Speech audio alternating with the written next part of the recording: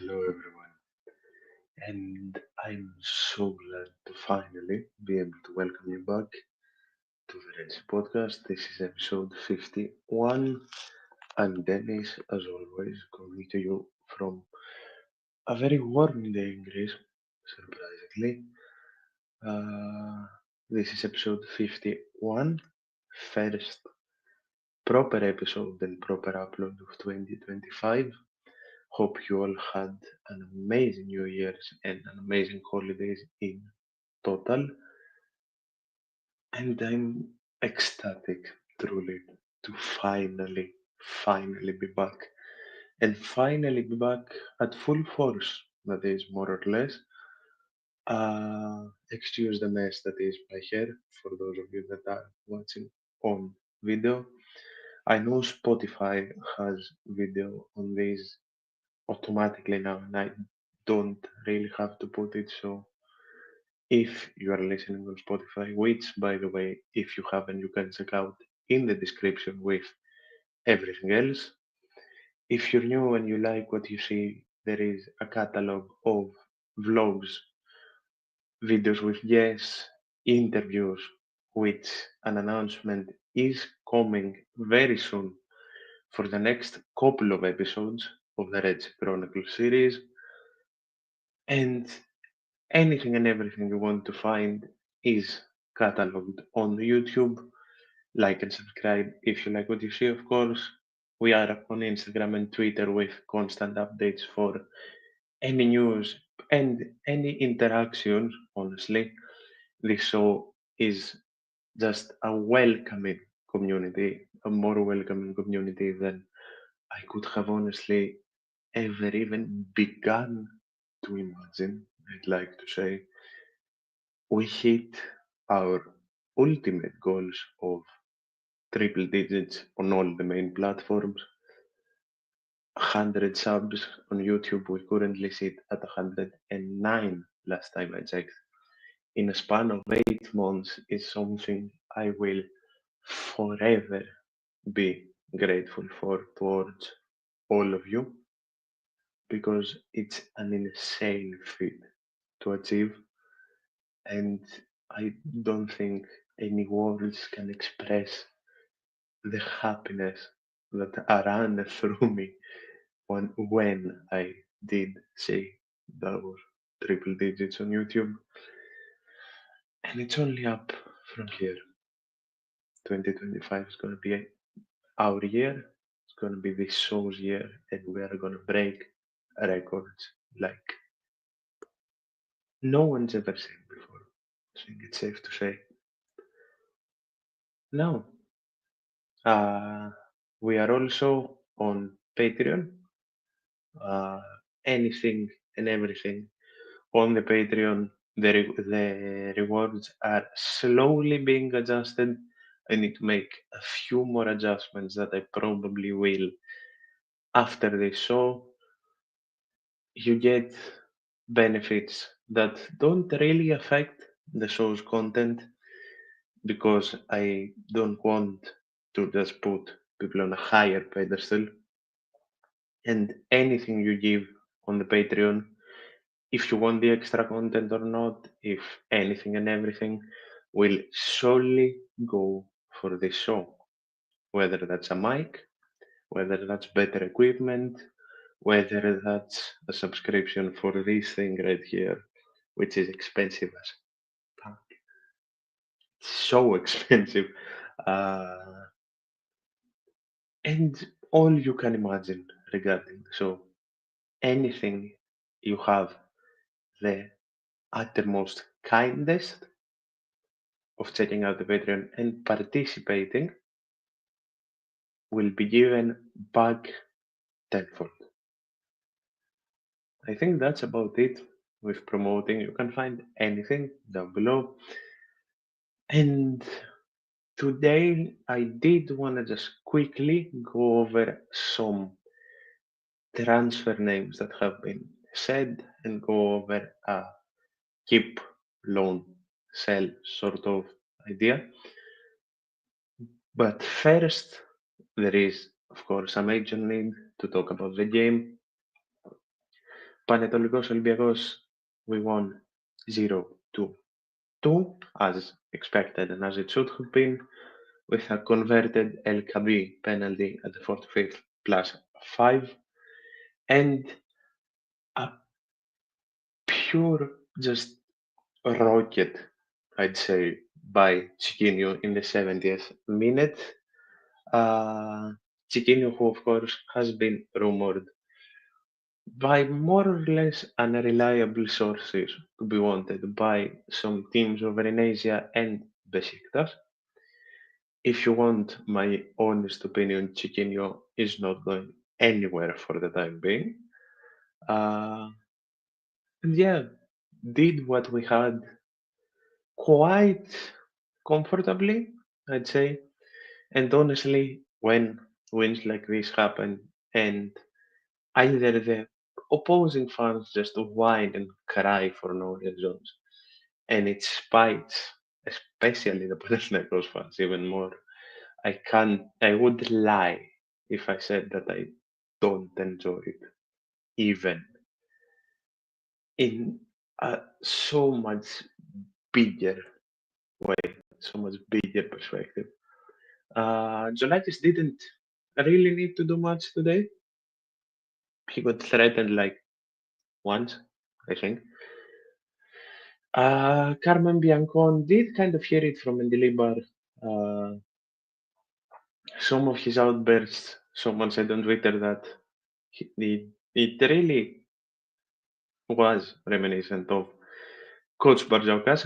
uh, and Carmo especially heard it uh, even more defensive wise, but nothing to really complain from either. Maybe a slow start, and I said something on Twitter early on in the game, and I'll say it again for those of you who don't follow me, go do so. That for games like this, having Julian Biancon as a third or fourth choice centre back option is honestly a blessing. It's truly a blessing because we're talking about a young, a relatively young player that is driven so much by motivation and that loves this club so insanely much that he never fails to just grab any opportunity he gets by the horns and just play incredibly honestly day in and day out. About the fullbacks, both more or less mediocre performances. Roddy did grab an assist, if I'm not completely mistaken. Yes, Roddy did grab an assist. The thing about Roddy is that you don't really. It's not that I think he's playing badly. Roddy will always be one of our best players out there, but he's lost that sort of personal priority, I'd say. He doesn't go for it as much as he did lately, and I don't know if that's because of exhaustion. I don't know if that's because of coach orders or anything, but I'd love to see Roddy just keep the ball a bit more and go for what we know he can go for. I think it's safe to say. Ortega had an okay game, nothing special. The midfield duo, especially Santiago Esse. Santiago Esse, who was everywhere today. Not only the usual threat defensively, just cleaning up anything and everything, but he did not only threat the opposition attackingly, but got close to scoring twice, especially with a header that hit the crossbar. Mouzakitis also getting very, very close to grabbing himself a goal. Uh, and honestly, once again, a very, very solid game. But I'm just the little bit the little bit more happy about Santiese because it really felt that after not a bad run, but a more lower profile run, if that makes sense. We saw glimpses of the top, top players that we know that Santiago Ese is. Another huge positive, well, another big positive of today for me is Christopher Velde. While he once again didn't really give that much to the team, it for sure was one of his best performances in an Olympiacos shirt. He is the one that basically, quote unquote, earned that red, having the same player get a yellow twice, and both are deserved yellows. I've seen the Panaithinaikos fans mostly crying about that as well. Uh, so honestly, can't say anything bad about him. About Chiquinho, I already said all I have to. We know what Chiquinho can do. Chiquinho playing at the 10 more or less today. Uh, just pure quality, pure, honestly excellence today. I can name even a mediocre thing that Chiquinho did. And if it wasn't for Santi, probably Santiago Essa, I think Chiquinho would have been clear MVP. And I think because of that incredible goal, I think I'll give Chiquinho clear MVP. But of course, the ratings will be back as they have been, uh, and they'll be out tomorrow. But Chiquinho is my MVP today. Down the right, Zelson. Zelson Martins, who was always very, very impactful. But Zelson, very, that's a very different winger down the left and down the right. Right. He's not as impactful. He's still very impactful, but you expect excellence from Zelson when he's playing down his side. I don't know why there is that big of a difference. Again, not saying he played badly. Almost no one played badly today. It was just a bit less than the standard we more or less expect, I'd say. Don't know if that's a stretch. I don't know if that's just too much to say. But I will stand by that Zelson needs to stick down the side he is best at. Up top, the penalty converter, Ayub El Kabi.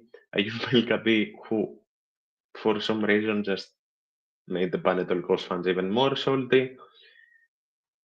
The man that apologized to the opposing fans for the way he celebrated, and the opposing fans still hears him out. I think that just shows the levels of some Panaitolikos, again, quote unquote, fans. And I honestly enjoy the theater, and I think that you did as well.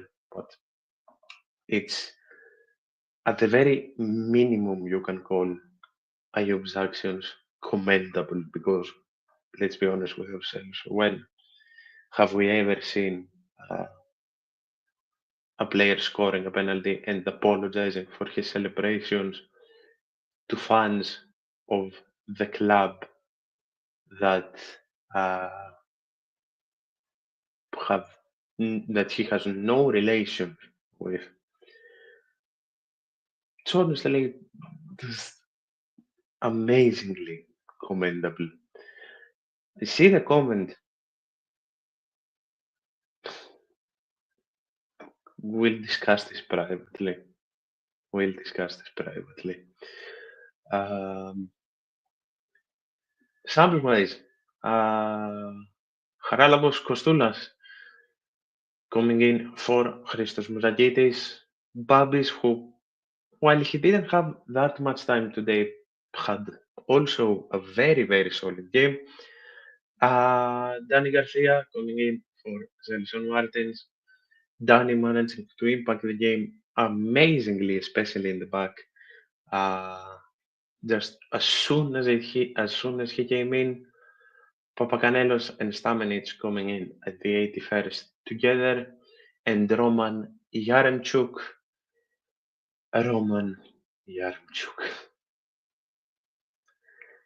How? You get 5 minutes of play. 6. You get gifted. I don't even remember who the low cross was from. You get gifted a ball. It comes right here. You're here, and it comes right here, right in front of your feet. You need to tap it to your left to score.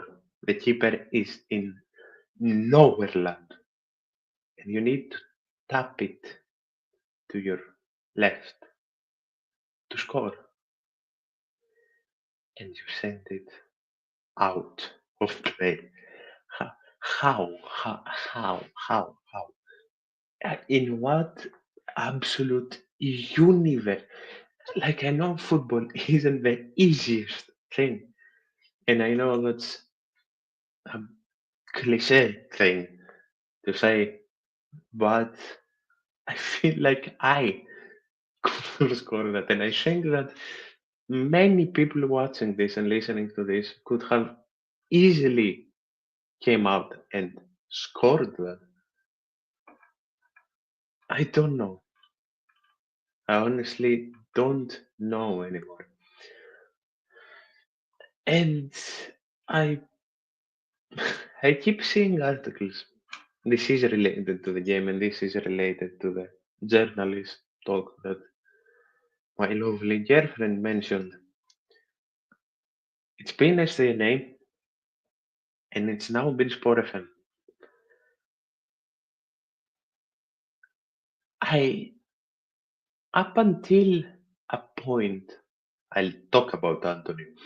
Up until a point, I can understand, even if I completely disagree, even if it's whining, even if it's anything.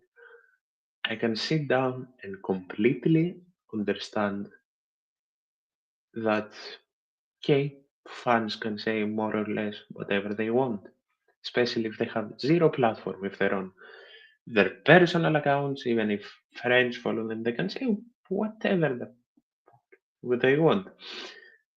But how, as a journalist, you can come out and say that today was a rigged game, that the penalty was not a penalty, which, again, said it on Twitter, I'll say it here as well.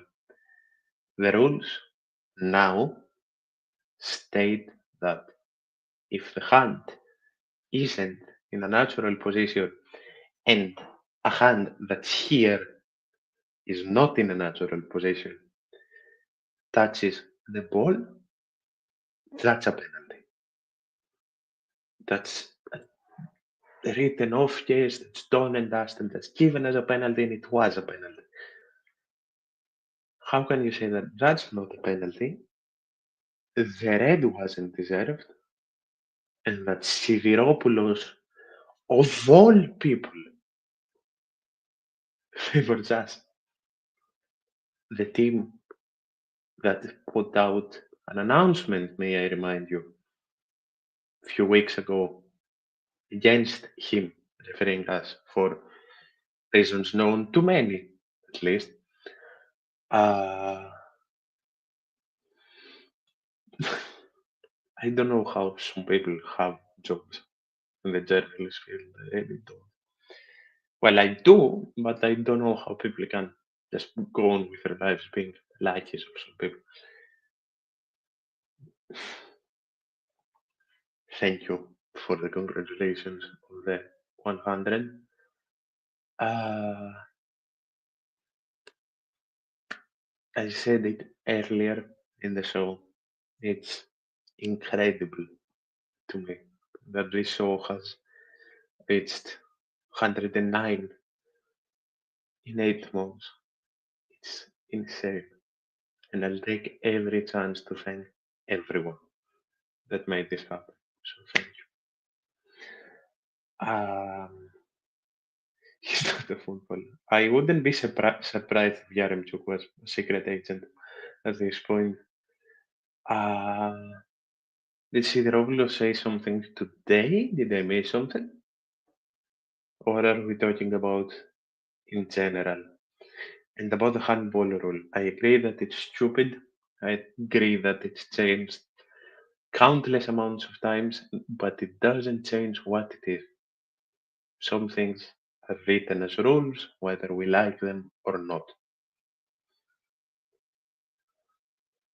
But yeah, the win uh, today puts us right on top. It shuts up Panathinaikos fans that busted our balls yesterday by uh, posting standings.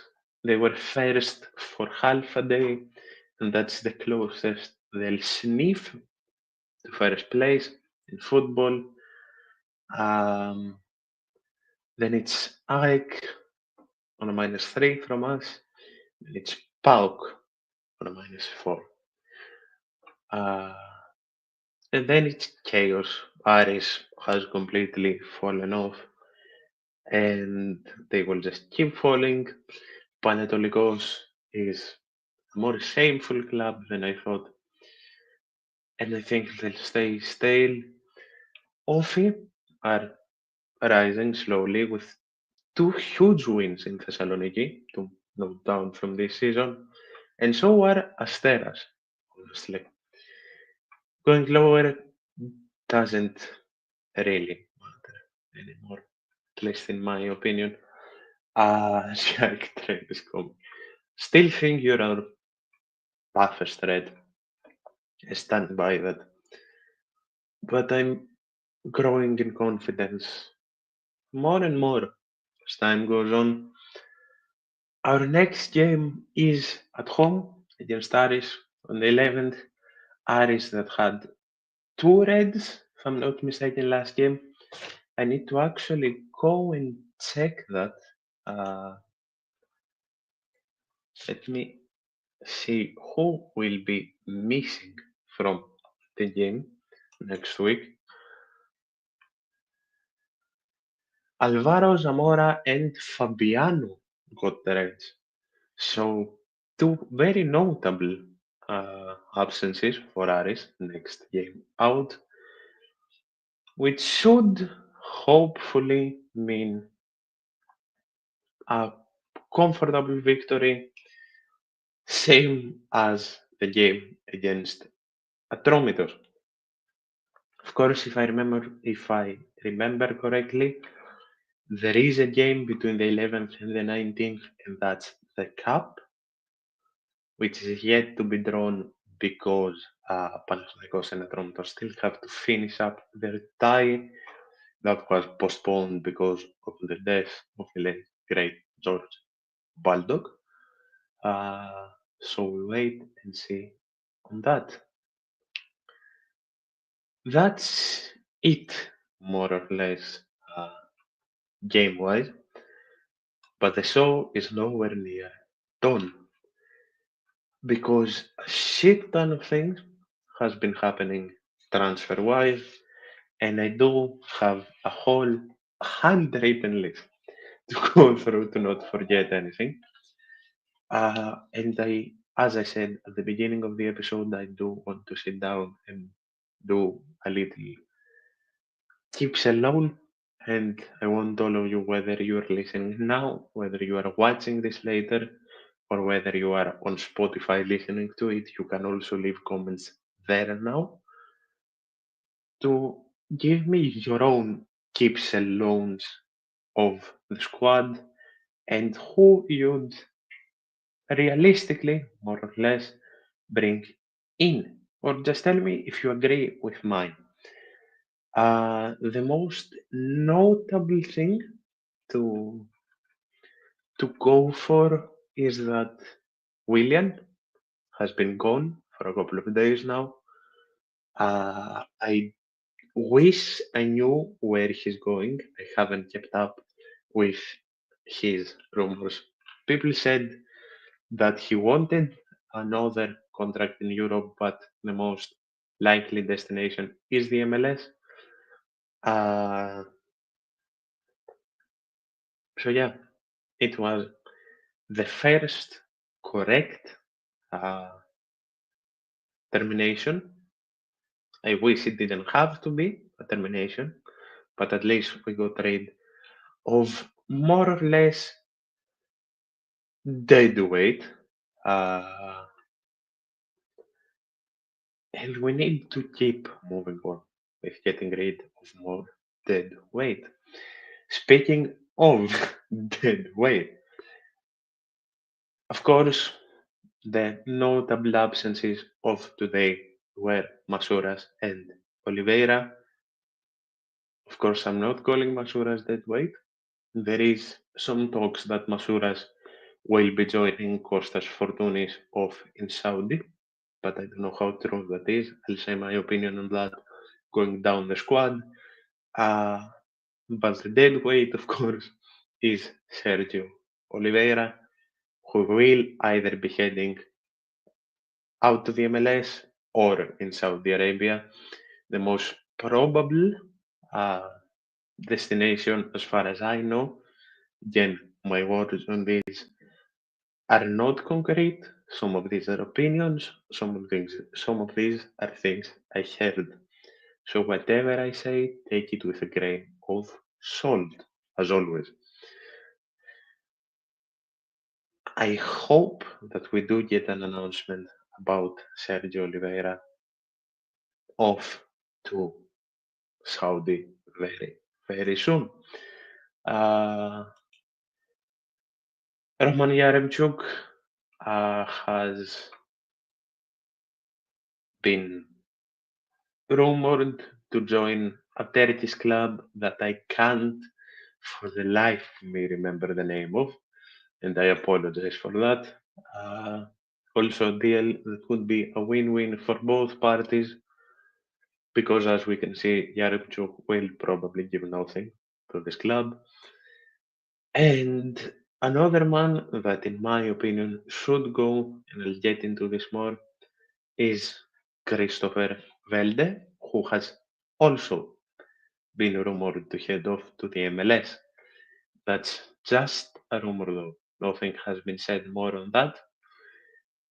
As far as I know, at least, neither of the form of the league, whether that would be a loan or a sale. So we will honestly see. Of course, PBL, for those of you who completely missed that, PBL will stay in Charlotte FC up until 2025, the summer of 2025, on a loan with a rumor. Uh, I think it was a rumored obligation to buy of around 3.5 million. Correct me on that if I'm wrong. So yeah, a lot of moves happening in and out. Another person that has come back from loan is Nelson Abbey. Uh, Honestly, getting barely any game time in Swansea, uh, doing barely anything. So I hope we find another either a year and a half loan for him or another 6 month loan for him. Because I do not think we should write Nelson off just yet. And I do think he deserves a fair chance out on loan. Uh, what seemed to be a failed deal, uh, as far as not as much as a failed deal, as much as it was a failed rumor. Vargas's name was once again linked with Olympiacos, but as it seems, he will be off. I don't even know if he signed already. I don't know if he's been announced. He will be off to Sevilla. Uh, Let me actually check what's happened. No, he's still registered as a now super player, so nothing's been announced. But 99%, as far as media has reported, he will be off to Sevilla.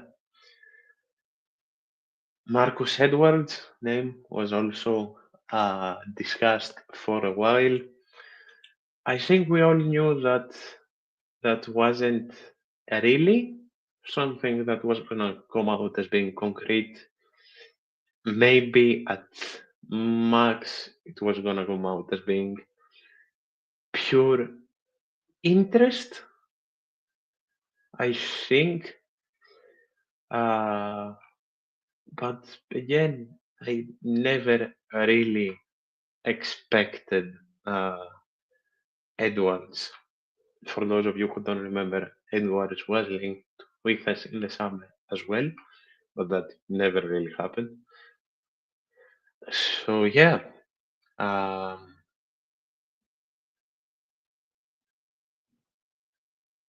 as much as it would have been something close to ideal, never really came to life. Same with the whole Vargas thing.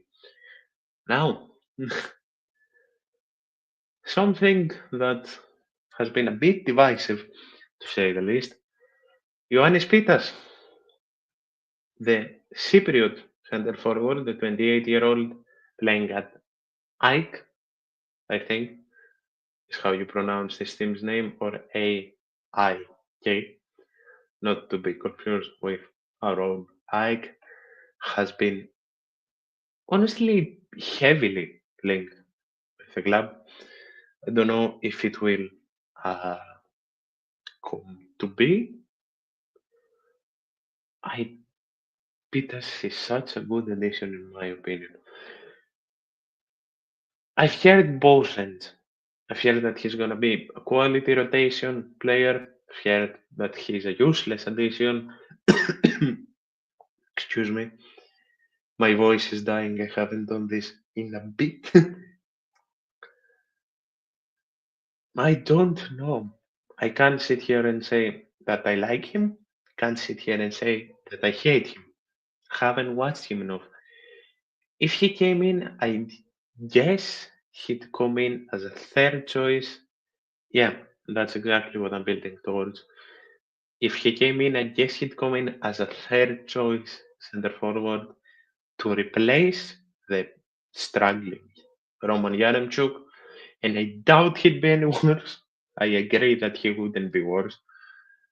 But again, I don't know enough to just sit here and say uh, that I'd want him or that I'd not really want him. Another name that has been, uh, another two names that have actually been linked with the club is two boys from Porto that uh, have been reportedly, at least with media from Porto, they've been reportedly offered to Olympiacos, and I am trying to look for a name pronunciation, and I can't. So I couldn't apologize more about butchering these names. One is the attacking midfielder Ivan Jaim, or Jamie, or Jamie, I really don't know how to pronounce this. The 24-year-old attacking mid that has 9 appearances, 2 goals, 2 assists in the league, and 3 appearances in the Europa League. Uh, and the second name is Gonzalo Borges, who is a right winger from Porto. Uh, I tried to do my research on these boys, but I couldn't find much because I kind of missed out on the shape of this rumor and I heard it yesterday. He has 12 appearances, a goal and an assist in the league, and 4 appearances in the Europa League. Again, these players have reportedly been offered to Olympiacos, but nothing concrete has come out of this either. And again, nothing that I can really come out and say because I don't know these two. Another name that has been heavily linked uh, for the fourth transfer window in a row, and that's reported by the utterly most reliable and the journalist I absolutely admire the most, and that's your Sanaga. That Olympiacos are interested, haven't offered anything, but are interested in Christian Kwame, Fiorentina's Christian Kwame, uh, and are monitoring his situation at Fiorentina. He would be an amazing addition. Bit tricky, but amazing addition. Now, now, the two names before I go to the left backs, the two names that have been, the three names that have been circling Olympiacos fans like sharks the past few days, and the one name that came out and threw us all for a loop, I'd say, are Miguel Almiron, Lorenzo Insigne, and the man, the meme, the legend, Anthony. Of course, if some of you, actually, the some of you that know me outside the show know that I absolutely love Lorenzo Insigne as a player. Uh, I'd love to see him in an Olympiacos side. It is a risk, I know, but of course, according to American and Canadian media, he is leaving Toronto. That's about as certain as it gets. I think he'd be a very good addition. I honestly think he'd be a very good addition. I know the age is a risk, but I think that he could give Olympiacos a lot. Uh, sure, there is some bias in this opinion, but I would love for something to come out of the Lorenzo Insigne rumor. Now, Anthony, uh, it's been uh, it's been confirmed uh, by English media and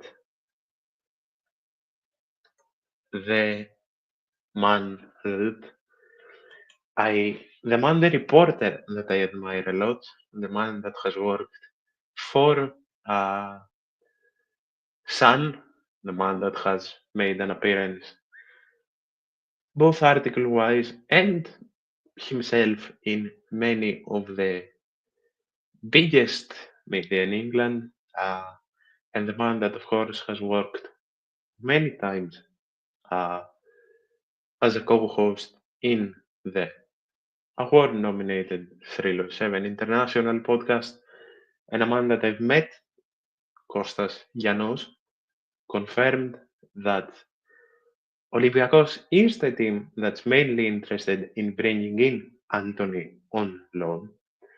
And the only thing I have to say for this uh,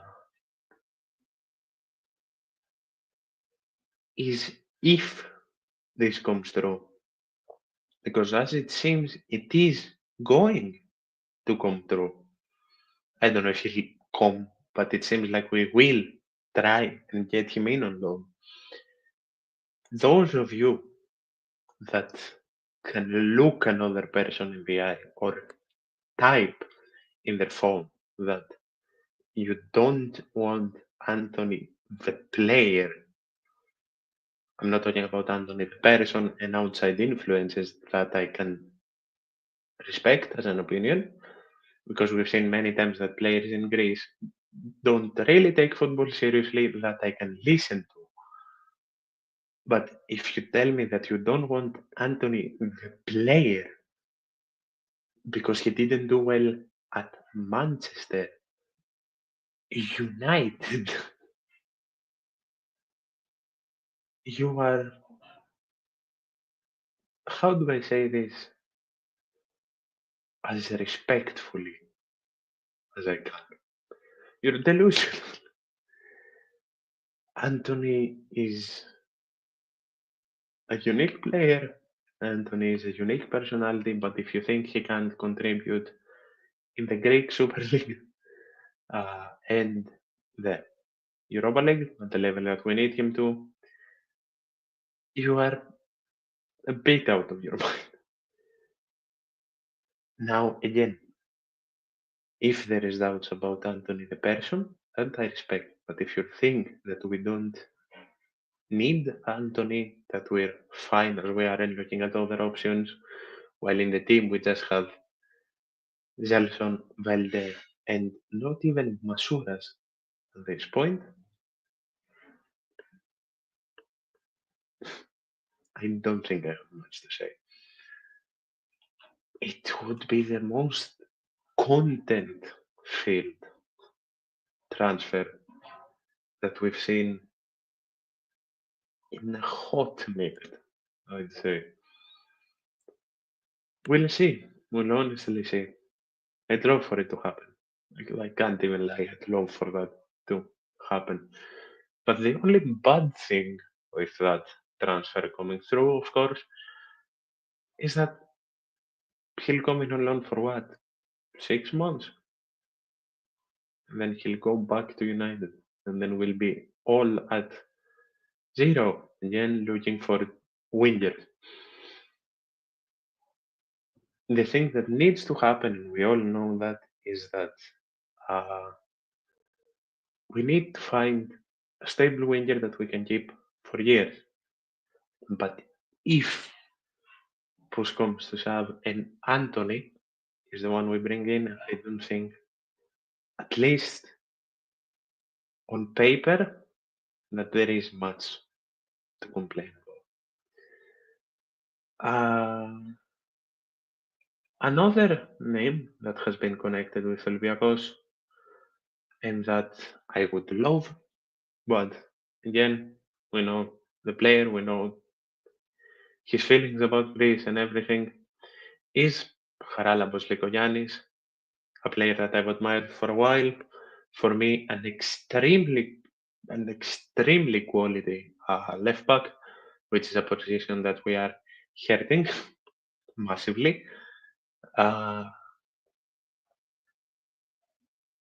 and that we need to bring in. But we know, as has been the past 2 years, that it's probably not gonna be Charalambos Lykogiannis. Looking at transfer market in general, scrolling up and down the rumors more or less.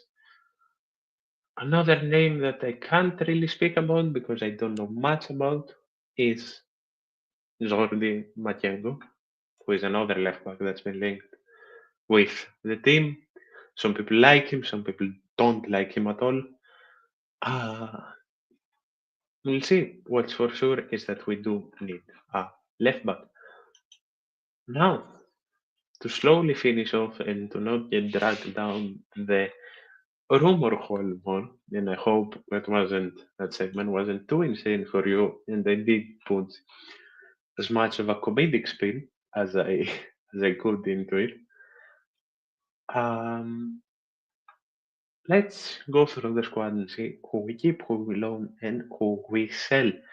Once again, either down below in the comments, if you're listening on Spotify, in the comments there, or uh, comments under my posts, or replies to stories or anything. Give me your keep, loan, sell. Tell me where you agree with me and tell me where you disagree with me. Of course, Kostas Geolagis is a self-evident keep. Uh, don't think I need to explain that in the slightest of forms. As my great friend and co-host Gav had said, I do unspeakable things for Geolagis to not leave Olympiacos. Paschalakis, while he's a weird one, he's a keep until the end of the season, at least to play in the cup. Anagностopoulos is also a keep because I can't think of a more solid third choice keeper. Nicolas Botis is uh, is alone until the end of the season, at least at a team where he'll play day in and day out to get some games. Karm, of course, has been loaned in. I don't know what will happen after the summer. Karmo has been more or less not as concentrated in at least the mid-table games in the Super League, trying to play more in the big games this season. But he's nowhere near a bad defender. He's still one of our best. So I don't know what will happen in the summer. I really don't. Pirola, I'd keep at any cost. We can build a defense of Lorenzo Pirola. I truly do believe that. Now, if a team like Juventus does come calling with a solid offer, of course he'll go, but I definitely keep him. Same with Rechos, who, again, a reminder for those of you who forget, Rechos is still 26 years old. Endoi will probably go on loan to Venezia. I would loan him out. I wouldn't sell him. I would loan him out and let him come back in the summer and see what happens then. But I would loan him out for him to get games. Julian Biancon, again, keep at any cost. I spoke about Nelson Abbey. I'd loan him out immediately at the time that I know he'd play. Kouchidis needs to get more game time with the first team. I'd keep him. Ortega, we have to keep. Now Ramon. Ramon, I don't know if he's back. I think he's back. I'd sell him, honestly. Uh, Apostolopoulos, depending on who we bring in, I'd keep or loan. He needs games as well. Costeña, keep Atenikos, same for Rodinei. Santiago Ese, again, keep at any cost, at least up until the summer. Stamenic, again, alone. For me, Stamenic needs to go somewhere else. Alone from Nottingham, but because I don't know if you have that luxury just yet, even though I'm pretty sure Bakulas could really just cover anything Stamenic does. We have to wait and see, but I'd send him back to Nottingham and loan him out somewhere else.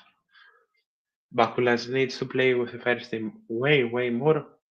I'm not even sure if Bakulas has played for the first team yet. Bozakitis is a solidified starter, not changing that for any reason. Oliveira is hopefully probably off to Saudi Arabia. Danny Garcia, I've publicly apologized to as well as I had Vicente Iborra last season. He stays at least until the end of the season, maybe even next season. Now, the man that had the unluckiest debut I have ever seen, Yusuf Yazici. Some people said you just rape his contract and be done with it. Let him heal and find another team. But I'd keep him. Keep him, let him come back up until the summer, and then see, I wouldn't terminate his contract. Chiquinho is a keep no matter what. Uh, Pep Biel, we've said what will probably happen. The extended loan is certain. We just don't know if the obligation, I at least just don't know if the obligation to buy is true. Papaganellos is getting more and more game time as time goes on, and I couldn't be happier. Velde, I'd sell, if possible, I'd sell him to the US. Uh, Masuras, maybe off to Saudi, maybe not. Uh, if an offer has come in from Saudi that's worth it, I'd sell him, given that we do bring in uh, more than one winger, of course. Zelson Martins keep without a second thought. Same for El Kabi and Kostulas and Yaremchuk. I would try to sell to Turkey. Go through that very fast. Uh, we will be back with a transfer show. Hopefully, I can have Gav with me as well once we know more, and there will be transfer updates every show regarding football. Uh, and honestly, that's about it. Couldn't be happier to be back. But my voice is dying. So that's about it. Close to an hour, which is amazing, honestly. And I should be back very soon to catch up with what I have missed basketball wise. Check out everything in the description. Thank you so, so much. See you in the next one.